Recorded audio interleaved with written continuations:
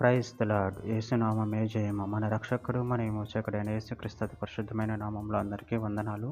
చిన్న ప్రార్థన ద్వారా ఉదయకాల వాక్య భాగం ధ్యానించుకుందాము. పరిశుద్ధుడా, మహాగణుడు అనే దేవ యేసయ్య, సర్వాధికారినైన మీకే వేలాది వందనములు, కృతజ్ఞత స్తుతి స్తోత్రం చెల్లించుకుంటున్నాను. దేవ ఉదయకాలం ప్రభు వాక్య భాగం ధ్యానిస్తుండగా వాక్య భాగం మాకు అర్థమవునట్లు సహాయం చేసి మీ కృపలో బలపరిచి మీకు మాదిరిగా మమ్మల్ని నడిపించి మీ చిత్తమును మా జీవితంలో జరిగించమని చిన్న ప్రార్థన ప్రభువు యేసుక్రీస్తు అతి పరిశుద్ధమైన నామములో అడిగి వేడుకుంటున్నాను తండ్రి. ఆమేన్ ఆమేన్. యోబు గ్రంథము 28వ అధ్యాయం 12వ వచనము. అయితే జ్ఞానం ఎక్కడ దొరుకును, వివేచన దొరుకు స్థలం ఎక్కడనున్నది. ఆమేన్. దేవుని వాక్య భాగం దీవించును గాక. ప్రభునందు ప్రియులారా, ఇక్కడ వాక్య భాగంలో గమనించినట్లయితే అయితే జ్ఞానం ఎక్కడ దొరుకును, వివేచన దొరుకు స్థలం ఎక్కడ ఉన్నది.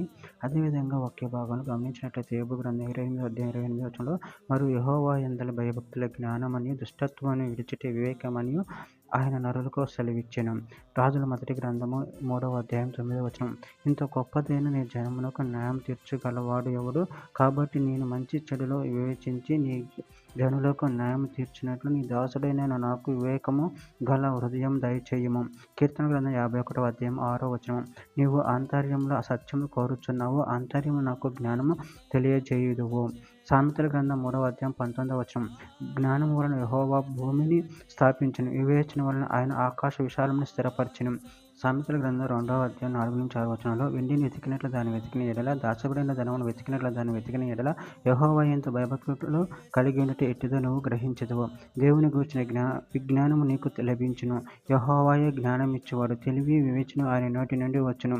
యాకోబు రాసిన పత్రిక 1వ అధ్యాయం 5వ వచనంలో మీలో ఎవరికైనా జ్ఞానము కొదువగా ఉన్న ఎడల అతడు దేవుని అడగవలెను, అప్పుడది అతనికి అనుగ్రహింపబడును.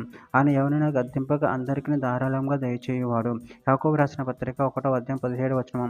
శ్రేష్టమైన ప్రతి ఈవు సంపూర్ణమైన ప్రతి వరమును పరసంబంధమైనది జ్యోతిర్మయుడగు తండ్రి యొద్ద నుండి వచ్చును. ఆయన యందు ఏ చంచలత్వమైనను గమనముల కలుగు ఏ ఛాయను లేదు. సామెతల గ్రంథం 20వ అధ్యాయం 15వ వచనం. బంగారును విస్తారమైన ముత్యములను కలవు, తెలివిని అనుసరించు పెదవులు అమూల్యమైన సొత్తు. చివరిగా ఒక మాట. సామెతల గ్రంథం 23వ అధ్యాయం 23వ వచనం. సత్యమును అమ్మివేయక దాన్ని కొని ఉంచుకొనుము, జ్ఞానమును ఉపదేశమును వివేకమును కొని ఉంచుకొనుము. ఆమె. దేవుడి వాక్య భాగం దీవించిన కాక చిన్న ప్రార్థన చేసుకుందాము. పరిశుద్ధుడా, ప్రేమ కలిగిన దేవేశాయనని మీరు ఇచ్చిన వాక్య దాన్ని బట్టి ప్రాముఖ్యతను చెల్లించుకుంటున్నాను తండ్రి.